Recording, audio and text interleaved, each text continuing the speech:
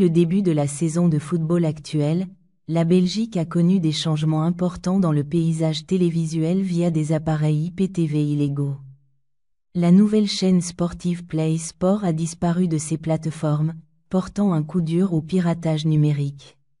Selon Sudinfo, regarder les matchs de championnat professionnel est devenu plus difficile depuis l'été, tandis que les nouvelles chaînes ont complètement disparu. C'est une bonne nouvelle pour la lutte contre le piratage.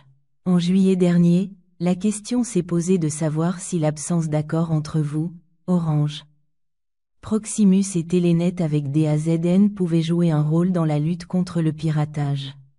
6 semaines plus tard, le résultat est sans appel. Le contenu n'est plus disponible sur les appareils pirates. Depuis fin juin, des mesures mondiales de lutte contre le piratage ont été mises en place et leurs effets se sont rapidement fait sentir en Belgique. Il a été signalé que le streaming de certains matchs de championnat belge via des appareils illégaux était instable. Les matchs sont interrompus, certains ne sont disponibles qu'en néerlandais. Et d'autres ne sont pas diffusés du tout. L'absence de DAZN Pro Ligue 1 sur les applications officielles complique la tâche des pirates. Chiffres choquants et avertissements officiels selon les données du SPF Economy, le nombre d'utilisateurs illégaux d'IPTV en Belgique est estimé à environ 658 000. Ce qui en fait un phénomène répandu et dangereux. En Belgique, la décision de se séparer ne se limite plus aux sentiments, à la compréhension, ni même au manque d'amour. Le divorce est devenu, dans de nombreux cas, une décision lourde de conséquences financières, au point que certains le qualifient de « luxe », notamment en raison des coûts élevés qui peuvent dissuader certains couples de franchir le pas. Malgré la séparation émotionnelle, selon RTL, citant l'Association des familles, le divorce touche environ 40 000 personnes chaque année dans le pays. Et son coût est estimé entre 930 et 4 000 euros par personne en moyenne. Ce chiffre peut être encore plus élevé dans les cas complexes ou litigieux. Cette réalité financière soulève des questions quant à l'équité et à l'accessibilité de la justice elle-même. Surtout lorsqu'un droit fondamental comme la séparation devient un fardeau financier parfois insupportable pour tous. Nous avons nous-mêmes été surpris par les montants, confirme Madeleine Guyot, directrice générale de l'Association des familles, qui qualifie la situation d'inacceptable. Les honoraires varient entre 930 et 4 000 euros, ce qui correspond à des prix moyens. Nous avons été surpris par les montants facturés par les avocats et les notaires, en plus des frais de procédure. L'État ne fournit aucune transparence ni aucune donnée publique concernant ces coûts. Ces déclarations font suite à une vaste enquête menée par l'association, auprès de 115 avocats et médiateurs, en collaboration avec l'Ordre des notaires. Afin de comprendre les importantes variations de coûts entre les différents dossiers et de souligner l'ambiguïté du système judiciaire à cet égard. Le cas de Marie, quand le divorce se transforme en bataille financière. L'histoire de Marie, pseudonyme, mère de 2 enfants, illustre l'ampleur des difficultés auxquelles les femmes peuvent être confrontées lorsqu'elles entament une procédure de divorce complexe. Dans un premier temps, elle a eu recours à une médiation à l'amiable, mais les choses ne se sont pas déroulées comme elle l'espérait. Elle explique, la médiation coûtait 120 euros par séance. Et nous avons tenu une 20aine de séances. Ensuite, nous avons dû faire appel à un avocat après l'échec de l'accord sur la garde.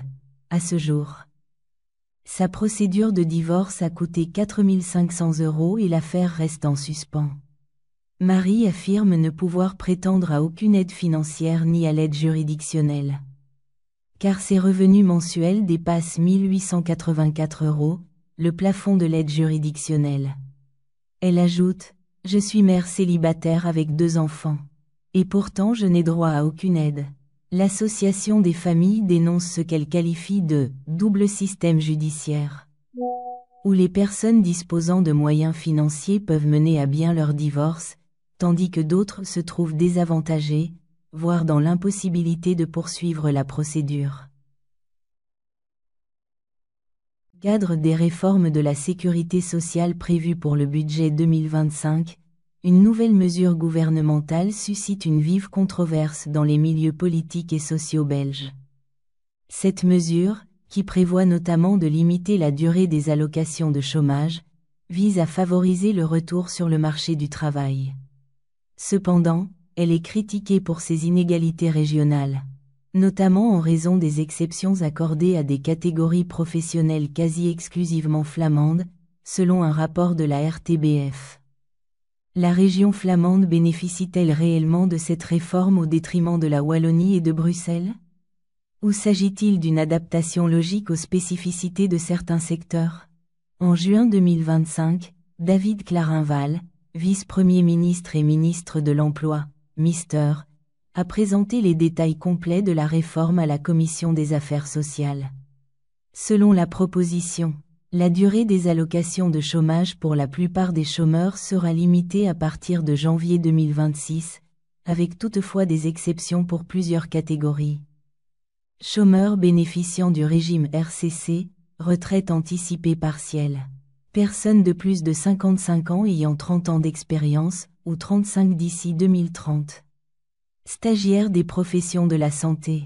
Dockers, marins pêcheurs et transformateurs de poissons couverts par le régime commun de la pêche. Le problème est le suivant. Ces professions sont principalement exercées en Flandre. S'agit-il d'une discrimination indirecte en faveur des Flamands ? Chiffre. Qui est réellement concerné ? Selon Yves Martens, de l'association Solidarité contre l'exclusion. Ces exclusions affecteront l'équilibre régional. Il explique. L'Office national de l'emploi, ONEM, recense 713 000 bénéficiaires d'allocations de chômage. La limitation de la durée d'indemnisation ne concernera que 280 000 d'entre eux, c'est-à-dire les demandeurs d'emploi à temps plein. Parmi eux, seuls 36% résident en Flandre. En revanche, 51% des catégories exclues de cette limitation résident en Flandre. Cela signifie qu'une proportion disproportionnée de citoyens flamands sera exemptée des nouvelles restrictions par rapport aux Bruxellois et aux Wallons, qui constituent une proportion plus importante des personnes concernées.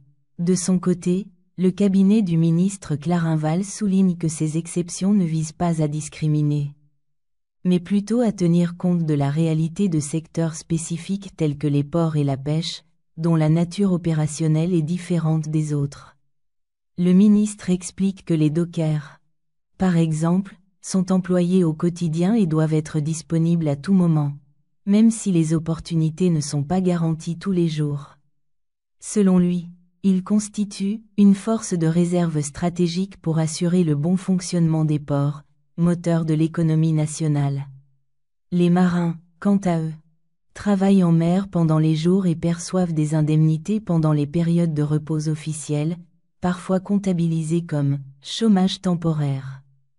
Il est naturel que certaines spécificités sectorielles doivent être prises en compte, déclare Dave Sénardet, professeur de sciences politiques et expert en fédéralisme.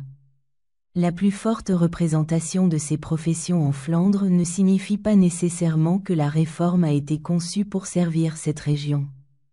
Lors de son intervention dans l'émission « QR le débat », le ministre de l'Énergie Mathieu Bélier, Mister, a souligné que la réforme ne favorisait pas un groupe au détriment d'un autre, mais qu'elle servait plutôt l'objectif plus large de redynamisation du marché du travail.